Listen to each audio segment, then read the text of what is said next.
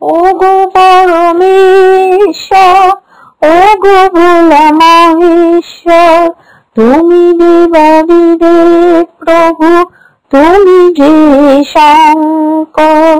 তোমারই কৃপায় কত পাপী গেল দরে, আমাকে করুণা করো ওগো ব্রহ্মচারী। ওম নমঃ শিবায় নমঃ, ওম নমঃ শিবায় নমঃ, ওম নমঃ শিবায় নমঃ। মহেশপুর গ্রামে এক চাষির দুই যমজ মেয়ে ছিল। তাদের দেখতে ছিল হুবহু একই রকম। তাদের দুই মেয়ের নাম ছিল আয়না আর একজনের নাম ছিল গয়না। দুই বোনের মধ্যে খুবই মিল ছিল। দুই বোনে শিব ঠাকুরের পুজো করত। একজন মালা গাঁথত আর একজন গান গিয়ে পুজো করত। খুব ছোটবেলায় ওদের মা মারা গিয়েছিলেন, সেই জন্য ঠাকুমা আর বাবা দুজনে মিলে ওদের দুজনকে মানুষ করেছে। ও ঠাকুমা, ঠাকুমা কখন যাবে আজকে মন্দিরে? এত বেলা হয়ে গেল, তাড়াতাড়ি চলো।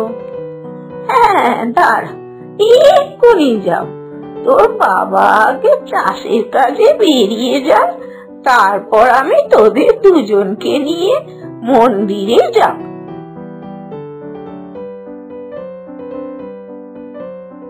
ওদের ঠাকুমা মন্দির ধোয়া মোছার কাজ করত। ওরা দুজনেই ঠাকুমার সঙ্গে যেত। যতক্ষণ না ঠাকুমার কাজ শেষ হতো ওরা ঠাকুরের পুজো করত। আয়না আর গয়না দুজনেই সময় পেলে ঠাকুরের সঙ্গে কথা বলে। ভগবান, তুমি তো অন্তর্যামী, তুমি তো সবই জানো। আমার মা কেন মরে গেল? আমাদের দুজনের খুব কষ্ট হয় মায়ের জন্য।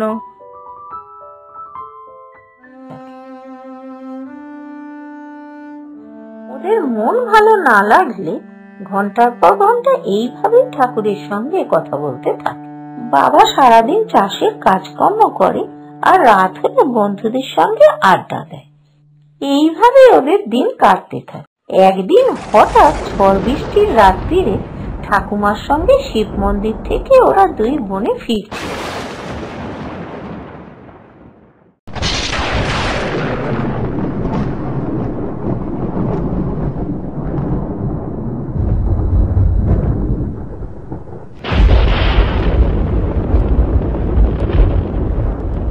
এত ঝড় বৃষ্টির জন্য ওরা তিনজনেই ভিজে যায়। ভিজে ভিজে বাড়ি আসে। বাড়িতে আসার পর আয়না জ্বরে পড়ে।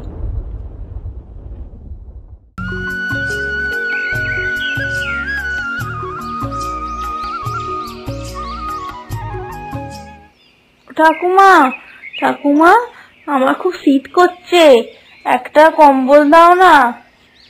কি হলো? কি হলো তোর? এই গরমে তো শীত পাচ্ছে? কাল বৃষ্টিতে ভিজে শরীর খারাপ বাঁধালি নাকি? দেখি দেখি, তোর কপালে হাত দিয়ে দেখি জ্বর এসেছে কিনা। হ্যাঁ ঠাকুমা, আমার খুব মাথার যন্ত্রণা করছে, মাথাটা একটু হাত বুলিয়ে দাও তো। বাবা, তোর তো জ্বরে গা পুড়ে যাচ্ছে, তোর তো অনেক জ্বর এসেছে। দাঁড়া দাঁড়া, তোর বোনকে ডাকি, দাঁড়া। গয়না, এই গয়না, তোর বাবাকে বল একটা ডাক্তার ডেকে আনতে, আয়নার খুব জ্বর হয়েছে। হ্যাঁ, বাবা তো নেই, তাহলে আমি মাঠ থেকে ডেকে আনছি।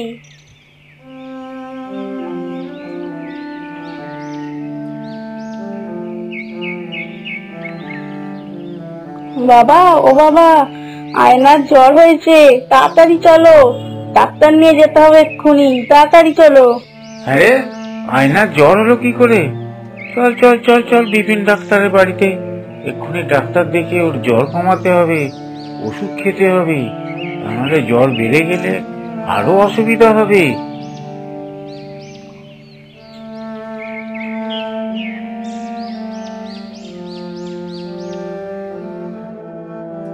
এই ভাইরাসের জ্বর এখন প্রত্যেকেরই হচ্ছে, সারতে একটু দেরি হবে, তবে আমি 4টে ওষুধ লিখে দিচ্ছি, একটা করে খাইয়ে দেবেন, সেরে যাবে, একটু সময় লাগবে।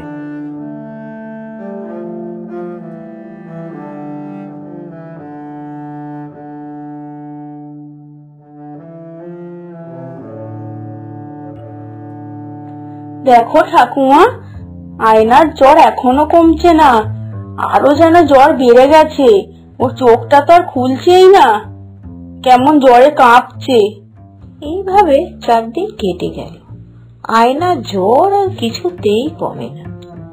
তারপর গয়না ঠাকুমাকে নিয়ে সেই শিবের মন্দিরে যায়। গয়না তার সমস্ত কথা শিব ঠাকুরের কাছে বলতে থাকে। এই গয়না, তুই এত কাঁদছিস কেন? আয়নার খুব শরীর খারাপ, ওর খুব জ্বর হয়েছে। 5 দিন ধরে ওর জ্বর কমছেই না, ওষুধ খেয়েও কমছে না, কি করব বুঝতেই পারছি না। তুই এক কাজ কর, শুক্রবারে শিবরাত্রি পুজো আছে, ওই দিন তারকেশ্বরের মন্দিরে গিয়ে বাবার মাথায় জল ঢেলে আয়, দেখবি তোর বোনের শরীর ঠিক হয়ে যাবে, জ্বরও কমে যাবে। শুদ্ধ কাপড়ে যেতে হবে কিন্তু, পারবি তো? আর পায়ে হেঁটে যেতে হবে কিন্তু।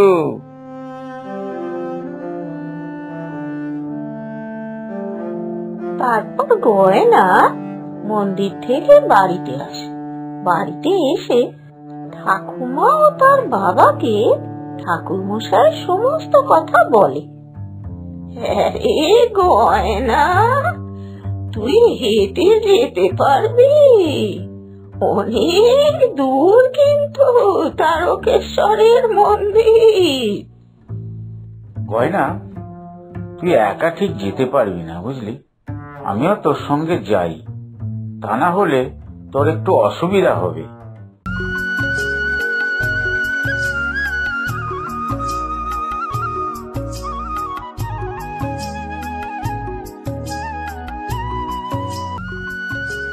भोले बाबा पार लगाओ, त्रिशूलधारी शक्ति जगाओ, भोले बाबा पार लगाओ, त्रिशूलधारी शक्ति जगाओ।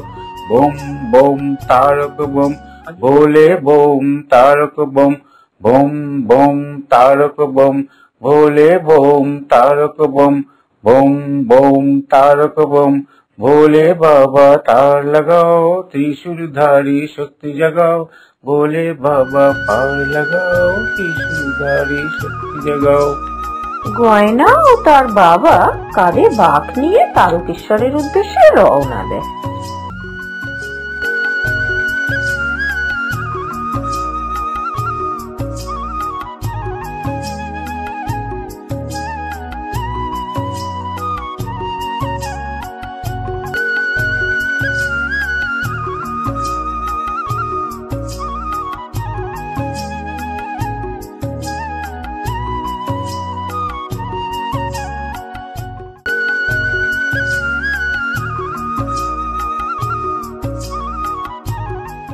তারপর বাবা ও মেয়ে শিবের মাথায় জল ঢেলে শিবের আশীর্বাদী ফুল নিয়ে এসে আয়নার মাথায় ছুঁইয়ে দেয়।